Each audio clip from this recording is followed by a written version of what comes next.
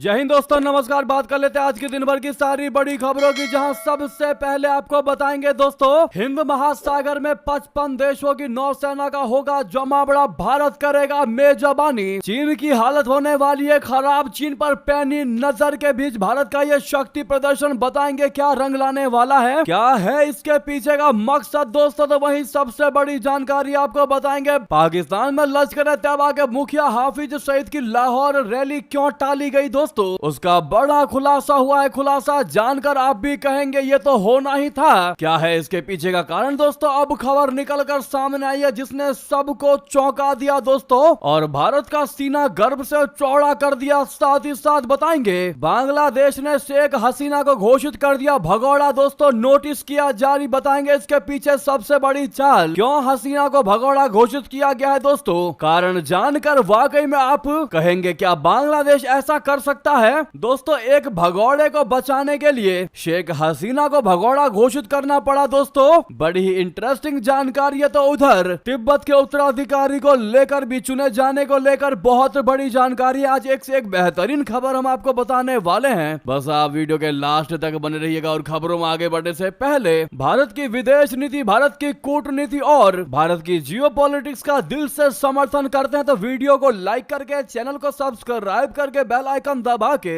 Comment में जय हिंद अवश्य कह दीजिएगा दोस्तों। लेकिन खबर में आगे बढ़ने से पहले आप सभी से बताना चाहते हैं, जो लोग कमेंट में या हमारे श्रोतागण हैं जो हमें लगातार सुनते आ रहे हैं, उनको ऐसा प्रतीत होता है कि हम खबर को थोड़ा देर से प्रसारित करते हैं, पर दोस्तों हमारी कोशिश भी यही होती है कि हम जल्द से जल्द आपके समक्ष खबरों को प्रसारित करें। लेकिन उससे भी बड़ी प्रायोरिटी हमारे लिए है कि हम आपके लिए बेहतरीन खबर लेकर आए, जिसमें थोड़ा समय जरूर लगता है दोस्तों, और यही कारण है कि खबर देर से प्रसारित होती है। हालांकि हमारी पूरी कोशिश है कि हम जल्द से जल्द आपको बेहतरीन खबर दें, उसके लिए हम क्षमा प्रार्थी हैं दोस्तों। इस पर आप क्या कहना चाहेंगे जरूर कमेंट में लिखकर बताइएगा। आपके हिसाब से सुबह की खबर की टाइमिंग और शाम के खबर की टाइमिंग क्या होनी चाहिए, हम कोशिश करेंगे कि उसी बीच आपको खबर दें। अब बात कर लेते हैं पहली सबसे बड़ी खबर की, जहां भारत एक तरफ तो हिंद महासागर क्षेत्र में चीन के युद्धपोतों और जासूसी करने वाले जहाजों पर कड़ी नजर रख रहा है, तो वहीं दूसरी तरफ भारत विशाखापत्तनम में एक बड़े नौसैनिक अभ्यास की तैयारी कर रहा है। इस अभ्यास का नाम मिलन है और इसमें 55 देशों की नौसेनाएं शामिल होंगी। इसमें अमेरिका और रशिया जैसे बड़े देशों की नौसेनाएं भी हिस्सा लेंगी। भारतीय नौसेना के उप प्रमुख वाइस एडमिरल संजय वत्यायन ने शुक्रवार को कह दिया कि हिंद महासागर में बाहरी शक्तियों की मौजूदगी लगातार बनी हुई है और ये बढ़ती ही जा रही है। भारतीय नौसेना 15 से 25 फरवरी तक विशाखापत्तनम में 3 बड़े आयोजनों की मेजबानी करेगा, जिसमें मिलन अभ्यास यानी नौसैनिक अभ्यास, अंतरराष्ट्रीय फ्लीट रिव्यू और इंडियन ओशन नेवल सिंपोजियम यानी IONS शामिल है। वाइस एडमिरल वत्यायन ने पक्का किया है कि अमेरिका और रशिया दोनों ने अपनी भागीदारी की पुष्टि कर दी है। भारत और अमेरिका के अलावा जापान और ऑस्ट्रेलिया भी इस अभ्यास में भाग लेंगे। भारत ने इन आयोजनों के लिए चीन, पाकिस्तान और तुर्की को आमंत्रित नहीं किया दोस्तों। ये कदम तब उठाया जा रहा है जब 370 से अधिक युद्धपोतों और पनडुब्बियों के साथ दुनिया की सबसे बड़ी नौसेना के साथ चाइना लगातार हिंद महासागर में अपनी अंडर वाटर डोमेन अवेयरनेस को मजबूत कर रहा है। इसके लिए वो सर्वेक्षण और अनुसंधान जासूसी जहाजों की लगभग अस्थायी तैनाती कर रहा है। यह जहाज नेविगेशन और पनडुब्बी अभियानों के लिए उपयोगी समुद्री डेटा एकत्र करते हैं। अब ऐसे में हिंद महासागर में 55 देशों की नौसेना का जमावड़ा होना, उसमें भी भारत का मेजबानी करना चीन को बहुत बड़ा मैसेज देने जा रहा है दोस्तों अपना भारत। ऐसे में भारतीय नौसेना को आप लोग ऑल द बेस्ट कमेंट में जरूर कहिएगा। अगली खबर की बात करते हैं, जहां पर भारतीय सेना के त्रिशूल से डरा हाफिज सईद दोस्तों, लाहौर में होने वाला विशाल सम्मेलन टला, बाहरी खतरे का दिया गया हवाला। जी हां, बहुत बड़ी एक्सक्लूसिव जानकारी, बड़ा कारण निकलकर सामने आ रहा है दोस्तों हाफिज सईद के रैली को स्थगित करने का। जी हां, पाकिस्तान मिल्ली मुस्लिम लीग यानी MML ने 2 नवंबर को लाहौर की मीनारे पाकिस्तान पर होने वाले अपने वार्षिक कार्यकर्ता सम्मेलन को स्थगित कर दिया है। MML को लश्कर तैयबा और जमात दावा का राजनीतिक मोर्चा माना जाता है। ये गुट आतंकी हाफिज सईद के हैं, जिसे अपने भारत विरोधी रुख के लिए जाना जाता है। सईद की सरपरस्ती वाले MML के अपने सम्मेलन को टालने के पीछे की वजह भारतीय सेना के त्रिशूल अभ्यास को माना जा रहा है। जी हां दोस्तों, लश्कर के सूत्रों ने CNN न्यूज 18 को जानकारी दी है कि बड़े पैमाने पर होने वाले इस सम्मेलन को स्थगित करने का फैसला संगठन के शीर्ष नेतृत्व के लिए बाहरी खतरों का हवाला देते हुए लिया गया है। यह घटनाक्रम बढ़ते क्षेत्रीय तनाव और त्रिशूल सैन्य अभ्यास के बीच हुआ है। संगठन के कुछ लोगों का मानना है कि त्रिशूल को इस प्रोग्राम को स्थगित करने से जोड़ा जा रहा है। जी हाँ, यानी कि इस स्थगित के पीछे पाकिस्तान के ये खूंखार आतंकवादी भारतीय सेना द्वारा चलाए जा रहे त्रिशूल अभ्यास को कारण बता रहे हैं। जी हाँ दोस्तों, उनको लग रहा है कि भारत कहीं ऑपरेशन त्रिशूल में ही ऑपरेशन सिंदूर को ना चालू कर दे, क्योंकि अभी हाल ही में आपको याद होगा दोस्तों कि भारतीय बॉर्डर पर पाकिस्तान की तरफ से सीज फायर का उल्लंघन किया गया था, ताबड़तोड़ गोलियां चलाई गई थी एलओसी पर, और ये मुद्दा गर्म ही था कि ऑपरेशन त्रिशूल की घोषणा कर दी दोस्तों भारत ने। अब ऐसे में आतंकियों को लग रहा है कि कहीं अभ्यास में भारत उनके रैली पर ना अटैक कर दे। जी हाँ दोस्तों, ऐसे में डर के मारे पाकिस्तान के आतंकी बिल में छुपने की पूरी प्रयास कर रहे हैं। नेक्स्ट खबर की बात करते हैं, जहां पर क्या जाकिर नाइक को बचाने के लिए मोहम्मद यूनुस ने चली चाल, शेख हसीना को घोषित कर दिया भगौड़ा दोस्तों, कर दिया नोटिस जारी। जी हां, बांग्लादेश के आपराधिक जांच विभाग बोले तो सीआईडी ने 2 प्रमुख राष्ट्रीय समाचार पत्रों में नोटिस जारी करके पूर्व प्रधानमंत्री शेख हसीना और अन्य 260 लोगों को देशद्रोह के एक मामले में भगौड़ा घोषित कर दिया। ये कदम जॉय बांग्ला ब्रिगेड नामक ऑनलाइन प्लेटफॉर्म से जुड़ा है। दरअसल मोहम्मद यूनुस के नेतृत्व वाली अंतरिम सरकार ने इस प्लेटफॉर्म पर सरकार को अस्थिर करने और हिंसा भड़काने की साजिश का इल्जाम लगाया है। सीआईडी के विशेष अधीक्षक जसीम उद्दीन खान द्वारा साइन किए गए इस नोटिस को अंग्रेजी और बंगाली में प्रकाशित किया गया है। इसमें कहा गया है कि इसे ढाका मेट्रोपॉलिटन मजिस्ट्रेट कोर्ट के आदेश पर प्रकाशित किया गया है। ऐसा माना यह जा रहा है कि यूनुस सरकार ने भारत के भगौड़े जाकिर नाइक को बचाने के लिए यह कदम उठाया है, जो कुछ ही दिनों में बांग्लादेश जाने वाला है। जी हाँ दोस्तों, बहुत बड़ी और अहम जानकारी हम आपको बता रहे हैं। अंदर की खबर, एक्सक्लूसिव जानकारी। विवादास्पद इस्लामी उपदेशक जाकिर नाइक इस महीने बांग्लादेश की यात्रा पर जा रहा है। जैसा कि ये बात हमने आपको 2-3 दिन पहले ही बताई थी। इसको लेकर पूछे गए एक सवाल के जवाब में विदेश मंत्रालय के प्रवक्ता रणधीर जायसवाल जी ने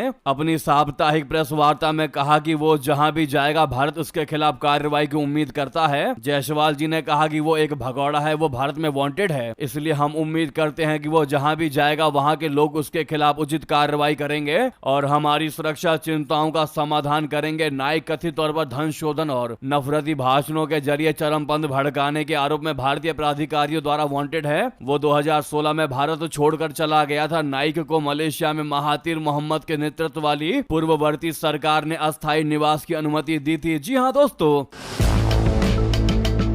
भारत द्वारा जाकिर नाइक को भगौड़ा बताए जाने और कार्रवाई की मांग करने के ठीक एक दिन बाद यूनुस सरकार ने हसीना को भी भगौड़ा घोषित कर दिया। नाइक के दौरे को खुद यूनुस के नेतृत्व वाली अंतरिम सरकार ने मंजूरी दे दी है। एक आतंकवादी हमले के बाद हसीना सरकार ने नाइक के बांग्लादेश में प्रवेश पर प्रतिबंध लगा दिया था, लेकिन अब यूनुस सरकार ये जताना चाहती है कि अगर भारत हसीना को नहीं सौंपेगा तो वो जाकिर नाइक के खिलाफ भी कार्रवाई नहीं करेगा, यानी कि भारत के साथ भी गेम खेलने की कोशिश में है यूनुस। दरअसल दोस्तों, शेख हसीना अगस्त 2024 में छात्र आंदोलन के दौरान सत्ता से अपदस्थ होकर भारत आ गई थी। उनके खिलाफ कई आपराधिक मामले भी दर्ज हैं बांग्लादेश में, जिनमें जुलाई विद्रोह के दौरान प्रदर्शनकारियों की मौत से जुड़े आरोप भी शामिल हैं। बांग्लादेश बार बार भारत से उन्हें सौंपने की अपील कर चुका है, लेकिन भारत ने कह दिया कि वो इस मसले पर विचार कर रहा है। यानी कि दोस्तों, एक भगौड़े को बचाने के लिए बांग्लादेश के पूर्व प्रधानमंत्री को भगौड़ा घोषित कर रहा है दोस्तों मोहम्मद यूनुस। भारत के साथ गेम खेलने का पूरा प्रयास कर रहा है, वो भी वो मोहम्मद यूनुस जिसको शांति पुरस्कार मिल चुका है दोस्तों। लेकिन उनकी हरकतें देखकर लगता नहीं है कि वो शांति धरता है। ऐसा लगता है कि उनसे बेहतर शांति धरता तो बांग्लादेश के नागरिक में से कोई भी व्यक्ति होगा, क्योंकि जो ये चालें चलते हैं दोस्तों, कोई मास्टरमाइंड ही ऐसी चालें चल सकता है। आपकी क्या राय है मोहम्मद यूनुस को लेकर? और साथ ही साथ शेख हसीना को भगौड़ा घोषित करने पर दोस्तों अपनी राय जरूर दीजिएगा। अगली खबर की बात करते हैं, जहां पर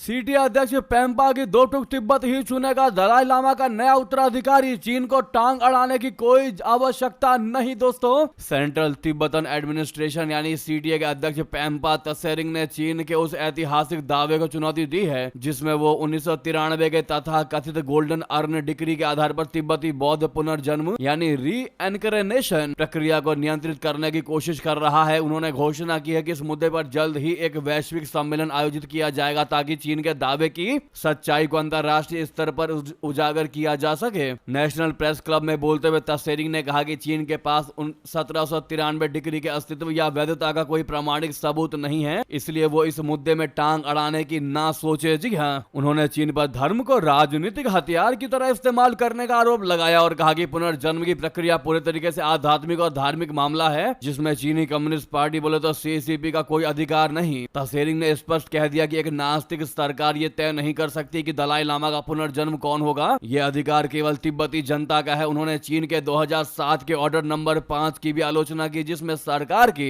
मंजूरी के बिना किसी पुनर्जन्मित लामा को मान्यता देने पर रोक है। नेक्स्ट खबर की बात करते हैं, जहां तालिबान ने पाकिस्तान का उड़ाया मजाक, आर्मी चीफ को किया बेइज्जत, कहा 75 साल में कश्मीर तो ले नहीं पाए, इसीलिए पाकिस्तानी जनरलों में दम नहीं है। जी हां, काबुल से पाकिस्तान तक हलचल मचाने वाला बयान। अफगान तालिबान के वरिष्ठ अधिकारी कारी सईद खोस्ती ने पाकिस्तानी सेना की कड़ी आलोचना की है। उन्होंने कहा है कि पाकिस्तान की सेना अपनी जनता को झूठे दावों और प्रोपेगेंडा से गुमराह करती है। खोस्ती ने खुले शब्दों में कह दिया कि अगर पाकिस्तानी जनरलों में वाकई में सच में दम होता तो वे 75 साल में कश्मीर क्यों नहीं ले पाए। खोस्ती जो अफगान तालिबान के सूचना मंत्री के सलाहकार हैं, उन्होंने पाकिस्तान के पूर्व सैन्य अधिकारी आदिल राजा को दिए एक ऑनलाइन इंटरव्यू में कहा कि पाक फौज का एक वर्ग मीडिया के जरिए यह भ्रम फैलाता है कि उसने अमेरिका और रशिया जैसी महाशक्तियों को हराया। उन्होंने कहा कि अगर तुमने अमेरिका और रशिया को हराया है तो फिर कश्मीर की कुछ किलोमीटर जमीन क्यों नहीं ले सके।